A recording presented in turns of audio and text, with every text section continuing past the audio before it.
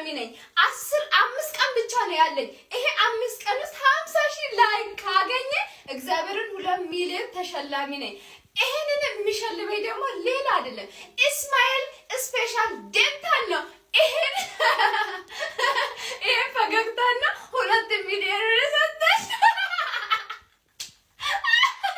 እና ጥርሳቸው እንዲህ ለተከደነ ሰዎች በተለይ ኮፒ ሊንክ አድርጋችሁ አዲሱ እንደኔ እንዲህ መገልፈጥ ከፈለጉ እስማኤል ዴንታል ዴንታል እንትኑ ራሱ እየጠፋብኝ ከደስታ